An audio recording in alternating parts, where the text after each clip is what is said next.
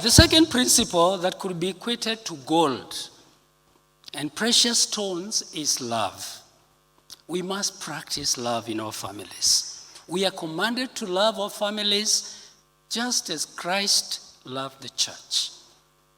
We are told in Romans 5:8, and God demonstrates his love for us in that while we were yet sinners, Christ died for us. Christ acted out his life as a living sacrifice, nourishing, cherishing, and eventually dying for the church. This is a kind of love that Christ expects us to practice in the family. He says in John 13, when he washed the feet of the disciples, he said, I have set you an example. You should do the same. You need to wash one another's feet. You need to serve one another. And this best happens in the family, when we serve one another. And love is not just a feeling. Love is action. The things you do, deliberate action that you take. It means that you accept members of your family the way they are, you love them, and you choose to give them the gift of self regardless of their performance. Regardless of their performance. You accept them just the way they are. You show them concern and support with deliberate behaviors. In the family, we should love unconditionally. You don't give conditions. Love is action. It makes others feel significant. And the story of the prodigal son is an example of the kind of love that we need to exercise in the family. We are told that the son had left home and he had led a reckless life, riotous living. That's what we are told in Luke chapter 15, verses 11 to 24. That's the story of the prodigal son. But we are told when he had suffered exceedingly, he remembered home. And I think that that's the kind of home where love was practiced. He remembered home. And he went back home. And the father received him. In verses 22 and 23, we are told, but the father said to his servants, quick, bring the best robe and put it on him. Put a ring on his finger and sandals on his feet. Bring the fattened calf and kill it. Let's celebrate. Love allows family members to celebrate one another, to appreciate one another, to accept one another even when they have gone astray.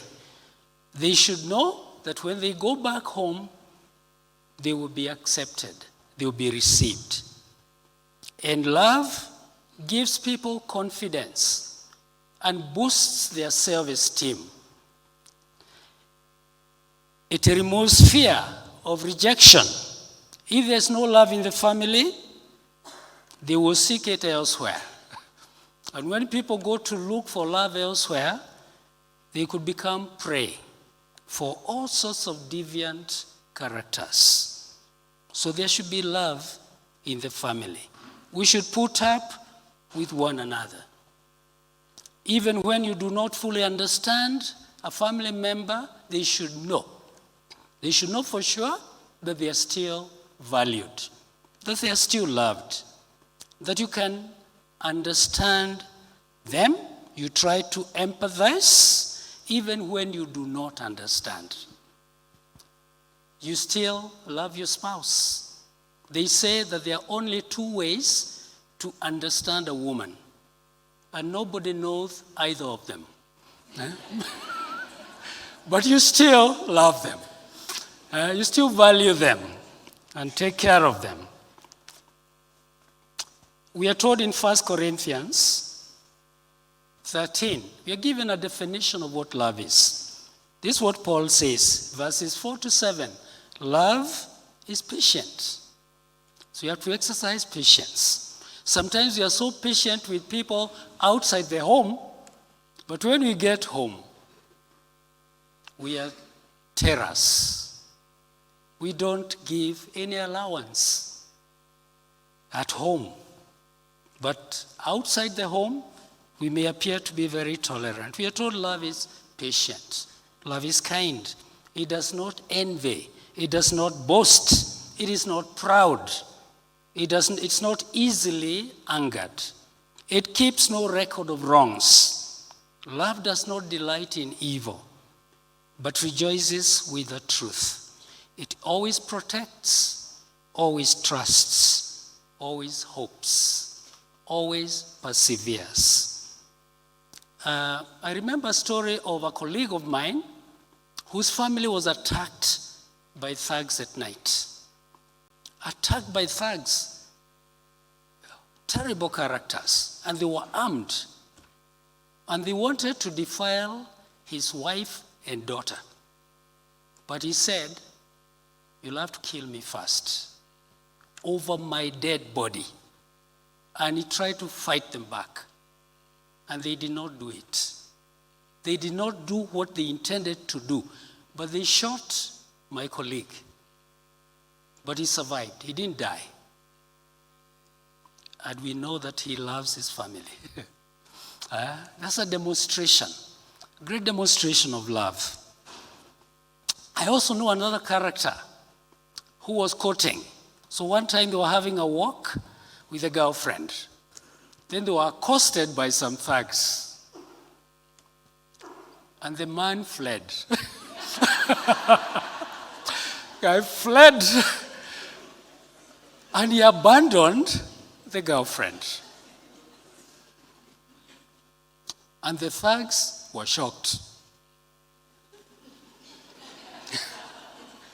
And they began giving counsel to this girl. They told her, forget about that guy. He does not deserve you. He does not deserve you. And they escorted her home. They didn't attack her. They made sure she got home safely. But that relationship ended. So, let us remember that we must demonstrate love. It is something that we must demonstrate.